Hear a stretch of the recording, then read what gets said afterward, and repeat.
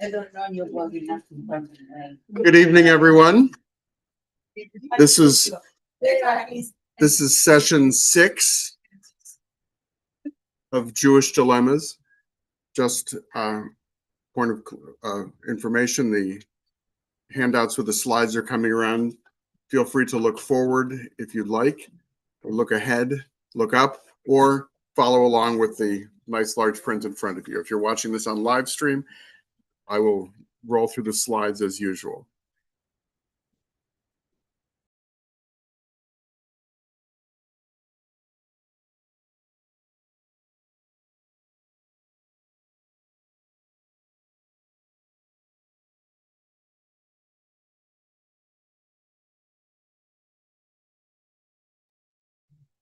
All right, this is session 6, Lament and Hope.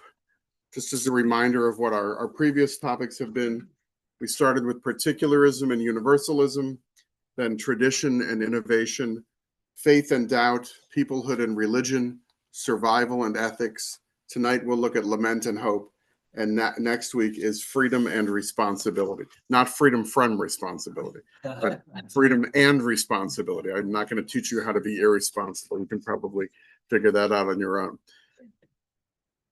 The dilemma of lament and hope. Do we live optimistically or pessimistically? I heard someone saying before we started the blessing or curse, may you live in interesting times. We certainly do. And I think of the story of the Zen master whose response to every possible blessing or calamity is, we'll see. And indeed, we'll see. The goal is to stay alive long enough so that you find out the beginning, middle, and end, at least of your own story. So tonight's lesson explores some of the deeply emotional tensions in Jewish life, the pull between these two poles, lament and giving up and sorrow on the one hand, and hope or naivete or optimism on the other, or something in between. Lament would be the honest outcry of pain, of mourning and devastation, and then hope would be the defiant belief in a future that can still be redeemed, a future that can become better than the past and better than the present. So between being comforted and discomforted, I like to describe the role of a rabbi as to afflict the comfortable and comfort the afflicted. I heard that once from one of my professors, and I wish I could remember which one, but I'll say they all said it.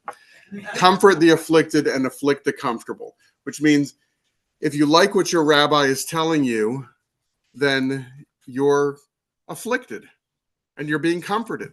If you disagree or are uncomfortable with it, it means that you're comfortable and need to be roused somehow from that comfort.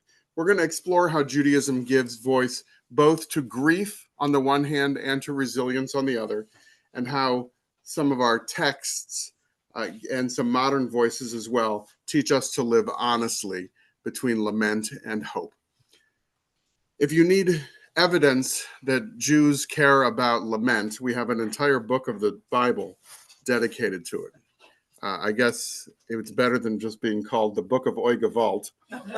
In Hebrew, it's called Eicha, or Lamentations, and it is read traditionally on the holiday of Tisha B'Av, the Jewish day of catch-all mourning on the 9th day of the Hebrew month of Av, when we imagine that all of these historical calamities that have befallen our people all occurred on the same day, rather than making every single day a day of mourning.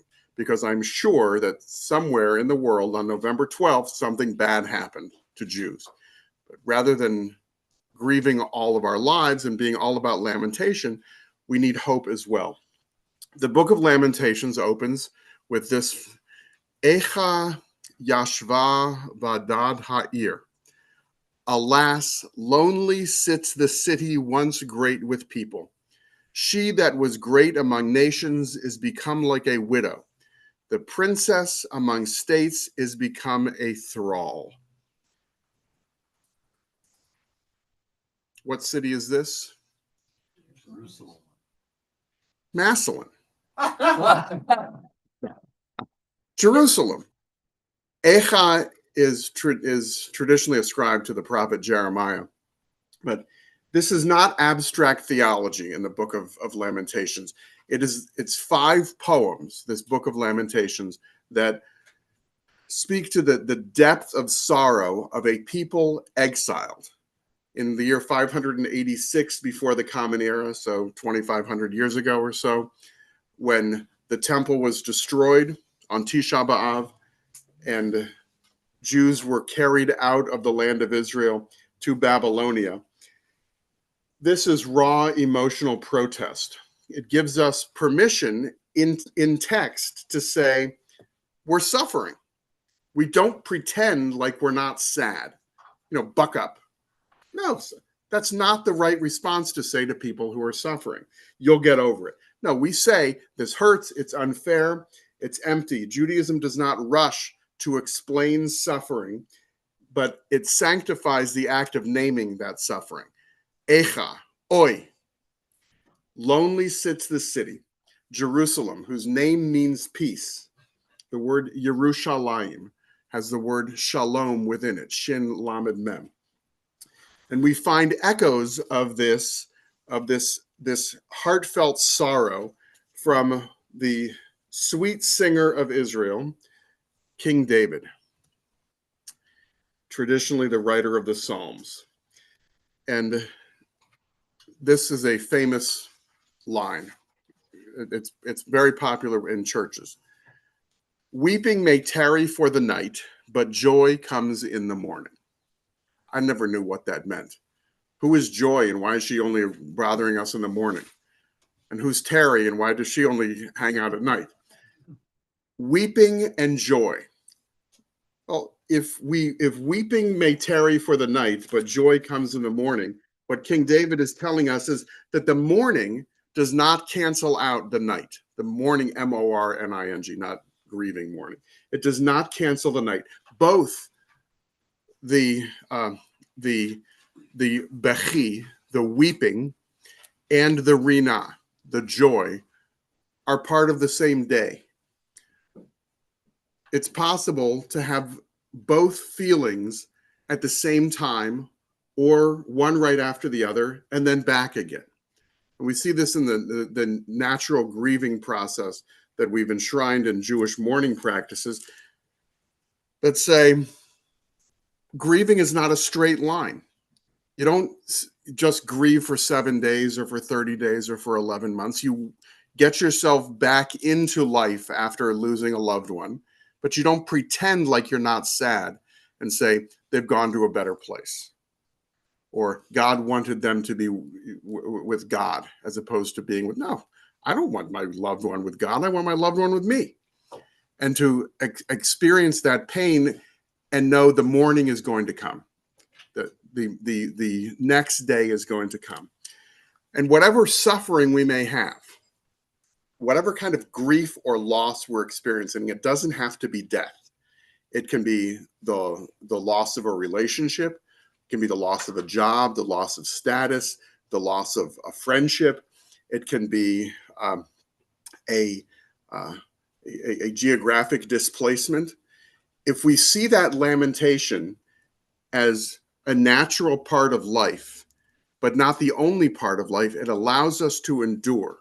It allows us both to have the sorrow, the bechi in Psalm 36, and the rina, the joy in the morning.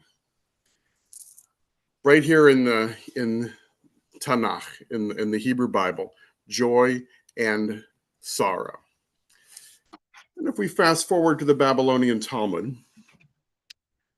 you get a sense of what's called b'shem omro, or giving credit where credit is due. I gave you a bad example of that earlier when I said one of my professors said you're supposed to comfort the afflicted and afflict the comfortable. I think it was Professor Michael Meyer. I think. But if I really wanted to be serious about it, I would say Michael Meyer said it in the name of Richard Saracen, who said it in the name of Neely Fox, who said it in the name of Susan Einbender, who said it in the name of so-and-so, so that you get what's called Shalshelet HaKabbalah, or the chain of tradition, so that you get back to the original source. This is a Babylonian Talmud footnote. Rav Huna said that Rav said that Rabbi Meir said.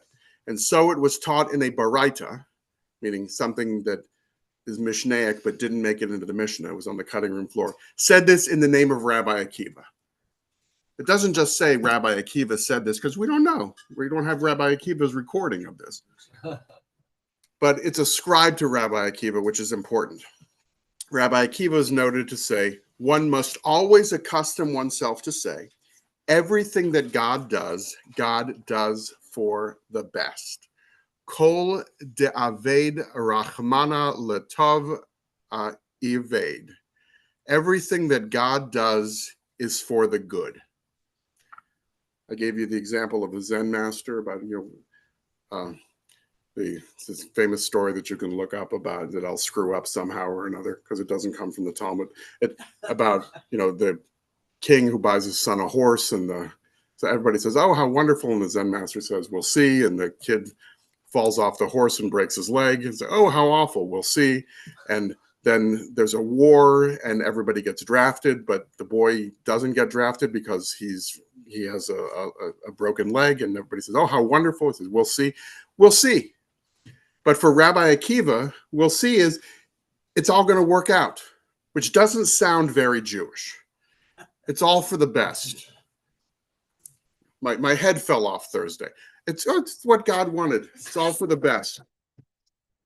This is spoken by Rabbi Akiva, who would say that whenever something seemingly bad happened to him, he would try and find the best the best spin on that. So the story is told of him that one time he was denied lodging in a town, and later on his donkey, his rooster, and his lamp were lost, and he said, everything that God does is for the best. So here he's not able to find a place to sleep in that town, and that night bandits attacked the town, and he was spared.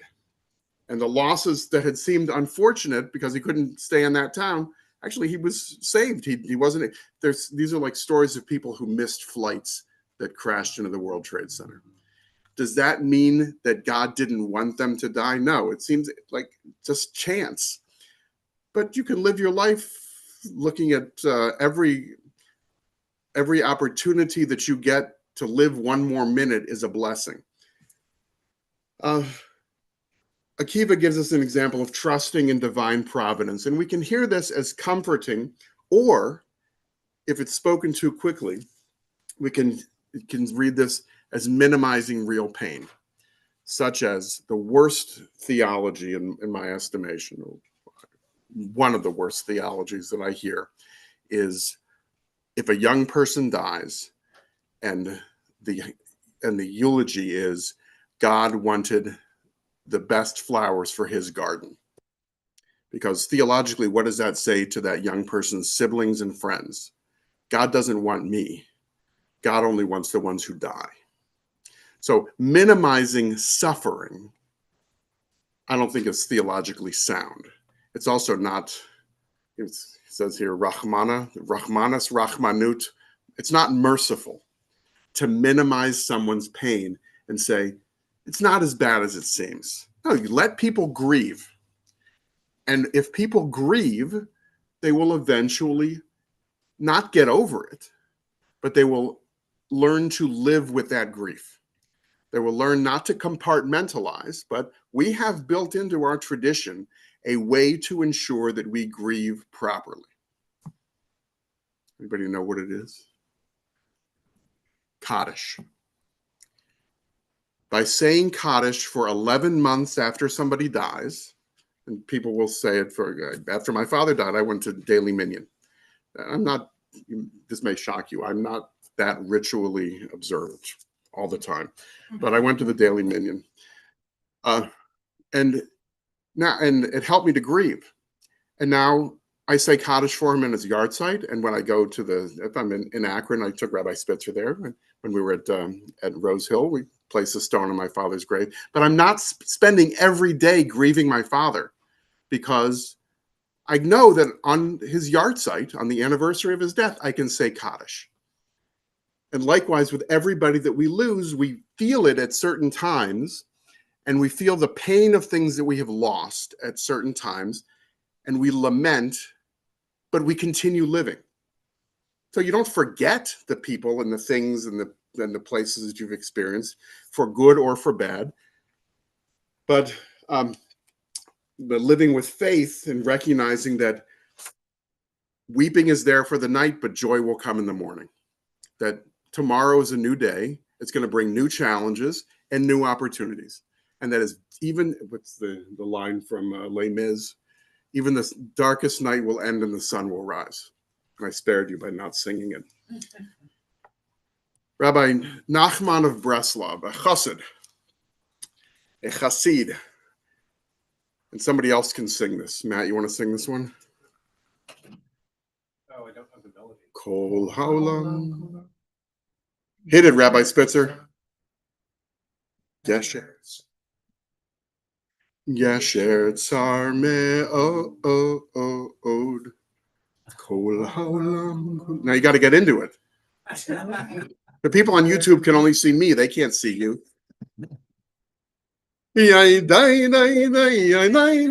So it starts out slow. Kol haolam kulo. Dun, dun, dun, dun. All the world is a narrow bridge. And the important thing is not to be afraid. Kol haolam kulo gesher tsar ma'od v'ha'ikar lo lefached klal. It's a famous quote from Rabbi Nachman of Breslov that is not optimism. The world's a narrow bridge, but don't be afraid. That's not optimistic. It's resistance. The world is narrow and it's frightening, and you've got to be careful. But you don't have to be afraid. Being careful is different than being fearful. Being fearful stops us from doing things. Being careful ensures that we get to the other side of the bridge. If we don't recognize that the bridge is narrow, we'll just keep running and we'll fall off the side. But if we're careful, bridging between lament and hope, we can get to the other side. If we pretend like there's no hope, we won't even bother to cross the bridge. But if we're so mired in our sorrow that we won't get up and cross the bridge, we will also never get to hope. The important part here between lament and hope is resilience and resisting the urge to give up. And this is what I like to call grief without abandonment. Grief without abandonment. The 20th century, which, I mean, now it's more than 25 years ago. Oy. So I'm giving you modern things from people who were born in the 20th century. But you know what? I was born in the 20th century as well.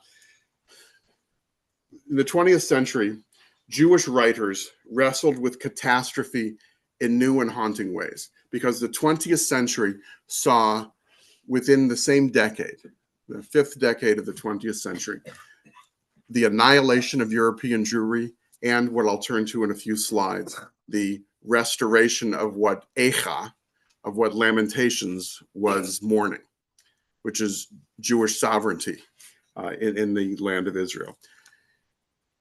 These are three Jewish thinkers, all of them rabbis, all of them who had some connection to either the rabbinical seminary in Berlin or in Cincinnati. Abraham Joshua Heschel, who's famous for his civil rights work and for writing a book called God in Search of Man and the Prophets and a few other things. Heschel wrote, "Faith is not the clinging to a shrine, but an endless pilgrimage of the heart." This clinging to a shrine is believing in something no matter what, but it's clinging to something that you idolize. For Heschel, that's not faith. Faith is a journey that you carry with you, and it's a belief that you don't have to cling to, because wherever you go, or wherever your journey takes you, you go with yourself. So the center of faith is the human being continuing to take that journey. And later he wrote, even when God is silent, the soul can still sing. Even when God is silent, the soul can still sing. It's easy to blame God when things go wrong in our lives, just as easy as it is to thank God when things go right in our lives. So I gave you the horrendous image of people who miss planes that crash. If you believe that God picks who lives and who dies in airplanes, or that God chooses sides in football, which is hard to do in Northeast Ohio, believe in a benevolent God that would care about the NFL. Although the shrine that we cling to is just a few miles away. The great irony. Then you should pray to the same God when your plane lands safely as when the plane crashes. God doesn't get involved in that kind of thing. That's up to air traffic controllers and pilots and weather and so forth. We can't just rely on God for our lament and hope. We have to be part of it as well. We can't just wait for God to put the bridge in front of us that's narrow. We have to take those steps. So for Heschel, when God is silent, we can still sing. Even when, as Anne Frank famously wrote, I believe in the sun, even when it's not shining. That seeing something as a possibility, even when it's not immediately apparent. Heschel is a feel-good guy. Richard Rubinstein, not so much. Rubinstein was a contemporary of Heschel, and Richard Rubinstein wrote a book called After Auschwitz, and he wrote, to believe in God after Auschwitz is to see divine silence as part of the mystery of faith itself. To see divine silence as part of the mystery of faith itself. Elie Wiesel is noted for writing one of the first memoirs after the Holocaust in the 1950s and 60s with Night, where he gives us this vivid description of God hanging on the gallows in Auschwitz. And to see the divine silence as part of the mystery of faith itself is to believe in God even when things are not going your way. That's a deep faith. It's easy to have faith in God when everything is going right. To have faith in God when things are not going your way means not blaming God. It means maintaining hope even while you lament. And then Emil Fackenheim, who was notorious for, not notorious isn't the right word, he was famous for the 614th commandment, which is, we are forbidden to hand Hitler posthumous victories. You shall not hand Hitler a posthumous victory. How can Jews hand Hitler a posthumous victory?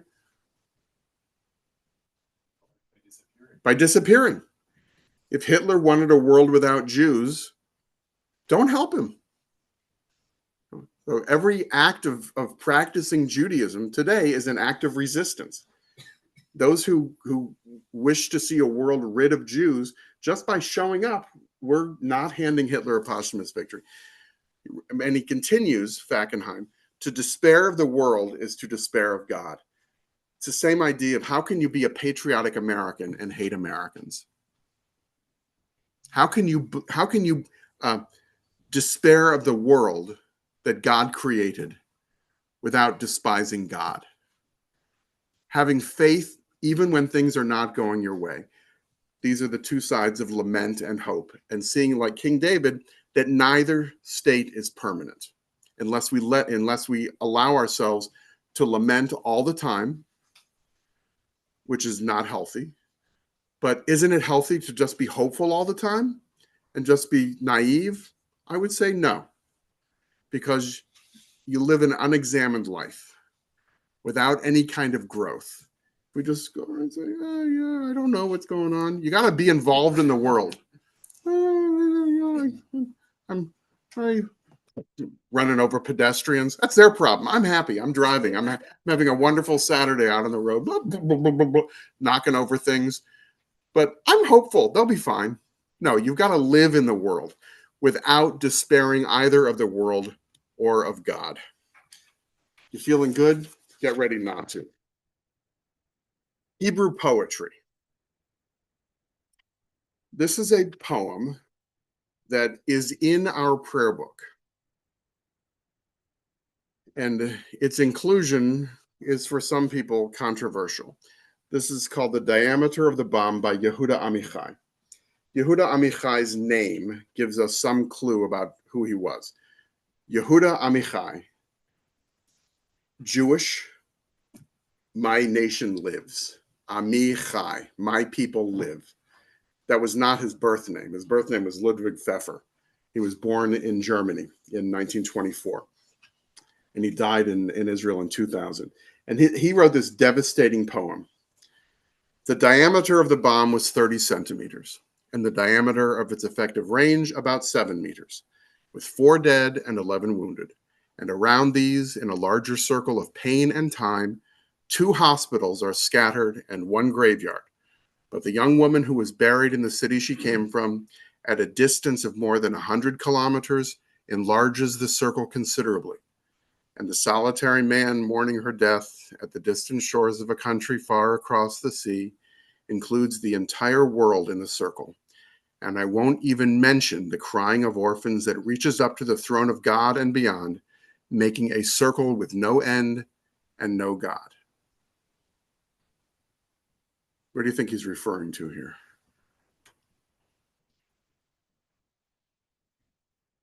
It's the surface meaning. He's writing from a country where there were terrorist attacks regularly.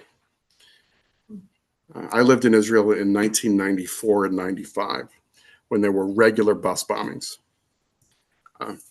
And you just expected it. I mean, my school told us, made those of us who lived outside of walking distance to the school to move closer to the school. I had this beautiful apartment in the suburbs of Jerusalem with an American washer and dryer, and I had to give it up. I suffered because I lamented. But then I had hope because I moved into a dump in the city center of Jerusalem. And at least I know I didn't have to ride the bus. But the number 18 bus in Jerusalem that I rode regularly used to get blown up in the buses in Dizengoff in Tel Aviv. And here Amichai captures in Hebrew lament and hope. That lament here is elevated to art. It does not deny the sorrow. It says that the temptation is to look at the diameter of a bomb and think it's limited in scope. You know, a few pounds of TNT that blow up a bus. But we're connected. Humanity, that lament spreads. Because the fact that this is done in Hebrew and ends with Ve'ein Elohim, and there is no God, I think gives us a soul-cutting lament. But I look at it this way, in the same way that I reflect on a tour that I overheard at Yad Vashem. So Yad Vashem is the Holocaust Memorial and Museum in Jerusalem. Just by show of hands, how many of you have been to Yad Vashem? So it's haunting. And the rule at Yad Vashem is, first, it's very quiet. And tour guides, you have to use their tour guides. You can't just, you come with a tour group, it's not going to be your tour guide who gives you the tour. It's going to be a Yad Vashem trained tour guide. And they're speaking all different kinds of languages, but they're using, remember the whispers, Alicia? You're using, everybody in the tour group has a headset and your tour guide is whispering into a microphone so that just the people on that frequency can hear the tour. And this is happening in all different kinds of languages with all different kinds of people all in the same place. And I was at the end of my tour group. So I was standing next to somebody who was leading a tour in Hebrew. And this tour guide is telling a group of Israelis about the Holocaust, and he gets to the words, the final solution. and he says it in Hebrew. There is a Hebrew phrase, hapitaron hasofi, the final solution. And it struck me, the fact that there is a Hebrew word, modern Hebrew, for the final solution is ensuring that we observe Emil Fackenheim's 614th commandment. Hitler wanted to get rid of the Jews. What happened? The Hebrew language had been revived, and there is a tour being given in Hebrew, speaking about the Nazi atrocities in Hebrew and in every other language imaginable. So to have a poem like this written by somebody who was himself a refugee from the Holocaust, Yehuda Amichai, who came to Israel with his family when he was young, he was born in 1924 and came to British Mandatory Palestine, is to say Yehuda Amichai is not professing atheism here. What he's doing is carrying on the tradition of Eicha. Eicha, Lamentations, was written in exile in Hebrew by people yearning to come back. And what does Amichai give us? He gives us the words in Hebrew of people who came back to the land of Israel, still crying out, how desolate is the city on the hill. He's writing about bus bombs in the same city that Jeremiah was decrying the destruction of in 586 BCE. If you need proof that Judaism is eternal, there it is. But we don't just lament in Hebrew. We also have national hope. So the Israeli national anthem is called Hatikva, the hope. We have a book called Lamentations, and we have a national anthem called the Hope. We're a complex people. So are Jews sad? Yes. Are Jews happy? Yes. How's it going to turn out? We'll see. Now, I gave you the example of Lamentations and of Yehuda Amichai, both writing in Hebrew. One, Lamentations being written in exile in Babylonia, one being written in Hebrew in the state of Israel. Hatikva by Naftali Hertz Imber was written, who can guess what year Hatikva was written? Late 19th century, wasn't it? 1877. When did Israel become a state? 1948. In contrast to personal grief that is expressed in so much poetry and is expressed in a deeply personal way in the writings of Yehuda Amichai, Jewish national consciousness also elevates collective hope. This national anthem was written in Iași, Romania. The only reason I know that is because that's where my family was from. So I like to think that Naftali Hertz Imber, who was just visiting Iași, Romania at the time, maybe he was hanging out with my great-great-grandparents. What was that year again? That was created? The year 1877. And we've been singing this as part of our worship service for several years now, but we don't do the English. So, as long as deep in the heart, the soul of a Jew still yearns, and toward the east, an eye looks to Zion, our hope is not yet lost. The hope of 2,000 years to be a free people in our land, the land of Zion and Jerusalem. Jerusalem, the same city of Lamentations. Naftali Hertz Imber is writing in Europe, the end of the 19th century, before World War I, before World War II, before the Holocaust, before the creation of the State of Israel. He is writing about a Jewish yearning to return to the land of Israel. Unless you think that that was Naftali Hertz Imber's idea in 1877 or Theodor Herzl's idea in 1900, where else do we find next year in Jerusalem? At Passover, at the Seder, the end of every Seder, next year in Jerusalem. What do you say if your Seder is in Jerusalem? Next year, when we built Jerusalem. No, next year in Massillon. Have I taught you nothing? I don't know why I'm on Massillon kick today, but next year in Yerushalayim Habenuyah, next year in Jerusalem rebuilt. Because it's not just about a physical Jerusalem, it's about a spiritual Jerusalem that is filled with hope, that the same place for which we lamented is the place that now gives us hope. And what's that hope? That no matter where you are, geographically, spiritually, psychologically, no matter how elevated or depressed your spirit may be, if deep in your heart, balevav pnima, in the interior of your heart, the soul, the nefesh of a Yehudi, a Jewish soul yearns, ulafa'ate mizrach kadima, and looks forward towards the east with an eye towards Zion, then we don't lament. We don't lament permanently. That we maintain hope even in the midst of sadness. It is not a declaration of victory. Hatikva is a refusal to give up.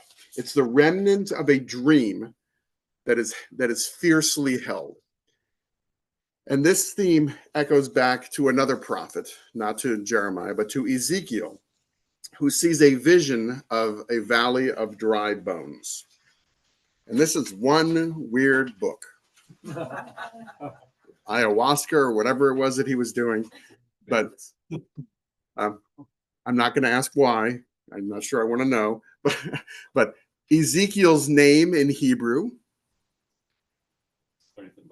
strengthened by God. Yechazek El, Yechezkiel. Chazak, well, like what we say when we finish reading parts of the Torah, Chazak, be strong.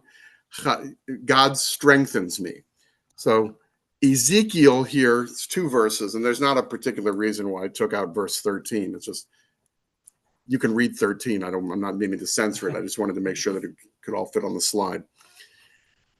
This is Ezekiel 37, verses 12 and 14. Prophesy, therefore, and say to them, to the children of Israel, thus said the sovereign God, I am going to open your graves and lift you out of the graves, O my people, and bring you to the land of Israel. I'm going to make you all sit and coach on how long. I will put my breath into you, and you shall live again, and I will set you upon your own soil. Then you shall know that I, God, have spoken and have acted, declares God. And here this is God as Adonai. These bones are not just metaphors. They're the broken remains of a people. The people who were in exile in Babylonia. The people who couldn't just get on a plane or get on a chariot, even one with gold with the animals and stuff that Ezekiel saw. They couldn't do what we can do, which is to go to Israel. There were geographic problems, there were transportation problems, there were problems of empires that wouldn't let them in. So they sat by the rivers of Babylon in exile and wept. And here comes Ezekiel telling you, your status is not permanent. That your days of exile are going to end, and you're going to come back to this land. That I'm going to breathe breath into things that seem lost. You think that, and this is not just about bodily, it's a metaphor. Bodily resurrection of the dead, or at least I understand it as that it's even when your hope seems completely lost, what people goes back to its ancient homeland? Jews. We're a people that has endured millennia of persecution and exile, and we're still here. And the world doesn't seem to have any problem with that. They're just jealous. Yeah. Amos, another prophet, wrote, let justice well up like water, righteousness like an unfailing stream. Reform Judaism is prophetic Judaism, but a call to do justice. And hope in Judaism is never just about my personal comfort or your personal comfort. An individual's personal happiness is irrelevant. I mean, it's nice if you're happy, but that personal comfort is meaningless unless it impacts other people. It's an ethical demand. So this is Amos crying out with lament becoming protest. Hope means more than just an inner peace and satisfaction. It means giving other people hope as well. The voice of lament is not only for mourning the past or mourning what's been lost, but it is refusing to accept injustice in the present. If my bones are going to be given new life is going to be breathed into this dusty shell, then my mission has to be to let justice well up like water and righteousness like an unfailing stream. These are antonyms of the dust and the dryness in the desert of Ezekiel. And the biblical imagery that you need water. Water is the source of life. Water is what purifies and cleanses. It's why in the book of Genesis, when the world is destroyed because of violence, water, the flood, because water cleanses. So water cleanses, and we need to use water as the metaphor for justice, something that sweeps away injustice and is mighty like an unfailing stream. And in the land of Israel, you need water. It doesn't come from rivers, it comes from rain. That's why we pray for rain in its season. Because Mesopotamia and Egypt have rivers. Why Mesopotamia, the land between the rivers, became the cradle of civilization, and the Nile in Egypt. But the land of Canaan, the land of Israel, it's rain. Water is a metaphor for bringing life, and life is about justice. In other words, sing it with me, Rabbi Spitzer. Do justly, love mercy. Lament is protest. So we live in this tension. Lament and hope are not opposites of each other. Lament and hope are companions. Jewish tradition does not demand that we buck up and smile through our suffering. It demands that we tell the truth and dare to believe that something new is still possible when we're suffering. And this is why our most joyful moments in Judaism always include memory. Rabbi Spitzer has been at this twice as long as I have. What year is this for you, Rabbi Spitzer? 52 years? 52 or 3. Okay, so you were ordained in 1973? 52 years. I was ordained in 1999. You have been a rabbi twice as long as I have. I'm half as good. You're 4 times the person that I am. And between us, I'm guessing we've officiated maybe 1,000, 1,500 weddings. I don't know of a single couple whose wedding I officiated, and I imagine Rabbi Spitzer would concur with this, whose thoughts on their wedding night were the destruction of Jerusalem. But we still, at all of these weddings, break a glass at the end of the ceremony. Why? Because if I forget thee, O Jerusalem, may my right hand wither, may my tongue cleave to the roof of my mouth. So we break a glass. Do we lament or do we hope? We bring sorrow into every joyful moment. And on Passover, even at a moment of great joy of liberation, when we're drinking that sweet, disgusting Manischewitz or whatever it is, even if you're drinking something that's palatable, what do you do when you get to the plagues? Spill out a little bit of the fruit of the vine. We diminish our sweetness out of memory because we don't rejoice in other people's suffering, even the people who want to kill us. We don't rejoice in their suffering. Even in joy, we remember sorrow, and of course the opposite is true. In our sorrow, we plant seeds of joy. We're not a people of easy answers. We're a people of enduring questions. And we're stubborn. We're described in the Torah as Am Kashay Oref, or the stiff-necked people, meaning we neither lament nor hope, we do both. And when things are great, we think they could be worse. And when things are great, we think, when things are great, we think they can be worse. And when things are bad, we think they can be better. So there's a beautiful story about a king who's looking for the most valuable ring in the world. So he sends out messengers to find the most valuable piece of jewelry anywhere in the world. And the craftspeople make rings and diamonds, and everything's ungepatched with the precious metals and jewels and all this stuff. And one by one, the king dismisses them and says, this is not the most valuable ring in the world. And then a simple craftsperson in the village outside of the palace brings a ring that just has 3 Hebrew letters, or 3 Hebrew words written. And those 3 Hebrew words are Gam ze ya'avor. This too shall pass. And the king says, you're bringing me this piece of schlock.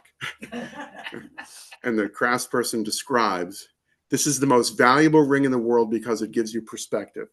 When you're lamenting, look at the ring. This too shall pass. And when you're happy, enjoy that happiness. This too shall pass. And living in that tension between lament and hope. Because it's the same reason why I like to think of myself as a political centrist. Everybody to the left or right of me is a fanatic, but I'm right. I'm right in the middle. Is if you live in that space between lament and hope, if you live in a space between extremes, you don't have very far to go to meet other people. If you are so happy and joyous, you can't feel another's pain. And if you're just mired in your own sorrow, you can't share in somebody else's joy. Have you ever been to a joyous life cycle event where there's somebody with what's in Yiddish called a verbissene Punim, or like a sourpuss who just ruins your every family occasion, but you have to invite them because it's your cousin. But I don't want to sit with that cousin. That's cousin sourpuss. Or likewise, somebody who just is goofy and say, don't invite him to the funeral. He's going to do something stupid. He's going to bring a whoopee cushion and put it into the coffin or whatever. That you can't have those extremes. If you live in between, you border on the appropriate, which is hard for some of us. But not having to travel too far to get to an extreme. If we live in this happy place where we recognize that sorrow is fleeting, joy is fleeting, lament is fleeting, and hope is eternal, as long as we recognize that we have to keep nurturing it, then we become not a people of easy answers. We'll become a people who continues to question and to recognize that our enduring questions is a sign of a stubborn, sacred hope. That we are a people who are stiff-necked because we refuse to accept the world as it is. We refuse to accept exile as lament, and we refuse to accept deliverance as the final say. When we become satisfied, hope is lost because we stop improving ourselves, which I think is what sets the state of Israel apart from what people's caricatures of the state of Israel are. And I like to say, if you want to hear Israel criticized, the best place to go is Israel. Because the same language that gives us Yehuda Amichai, the same language that gives us protest and gives us a Hebrew word or phrase for the final solution, gives us the ability to improve ourselves. And it is a state that is in formation. I like to quote Rabbi Arthur Hertzberg, who said, I don't believe the Jews are better than everybody else. I think we should try to be. That the push for Jews to make the world better, not just for ourselves, but for everybody, that is because we know what lament is and we know what hope is. And I couldn't be happier that our Jewish national anthem, which predates a state of Israel, is about hope. The fact that in 1877, 4 years before the wave of pogroms that led to at least my ancestors coming to this country, starting in 1881, that in that world, Naftali Herz Imber wrote about hope, as opposed to making the Jewish national anthem, Oy Gewalt, they're trying to kill us. And you could probably set that to music. Most Jewish music is in a minor chord because it's sad, but our anthem is about hope. Next time, freedom and responsibility, and that's going to be the last session. and I've already prepared it. Because I'm just assuming that something joyous is going to happen this week that is going to take all of my attention away. But I wanted to make sure that I was ready for freedom and responsibility. And what will happen this week? What's the answer? We'll see. We'll see. We'll see. Yeah. Andy paid attention. Very good. All right. Questions, comments?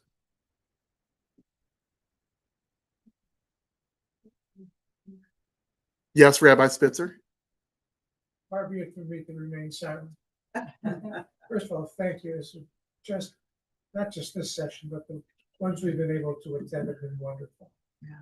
I keep going back to Rabbi Akiva's quotation that says God does everything God does for the best. And as I thought about that as we went through the various stages that you presented, I think maybe that God does for the best, we interpret it incorrectly when we say, well, getting the cancer is for the best.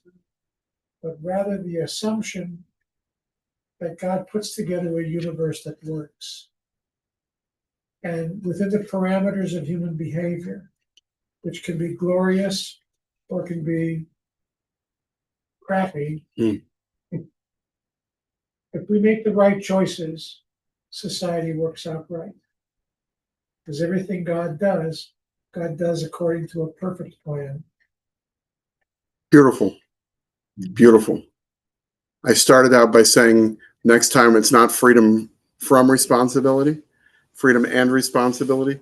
So Rabbi Harold Kushner wrote a beautiful book called, what's the book called? What's the first word? When bad things happen to good people. It is not why bad things happen to good people. And he's writing about what prompted him to write that was what it turned out to be a fatal illness of one of his children. When bad things happen to good people. And I think that's Rabbi Kushner's point, is what Rabbi Spitzer's bringing out, is that the world works in ways that we don't understand. But faith is recognizing that there's a pattern in the universe that we cannot comprehend. He uses the imagery of Job and of a quilt, that God sees the top of a quilt that is all pieced together beautifully. And we see the underside of the quilt, which is loose threads that seem not to have any kind of pattern to it. But if we recognize that the world is more complex than we can comprehend, we're able to live in it and say, it's for the good. It may not feel like it, and we shouldn't use. You have to look at me on that.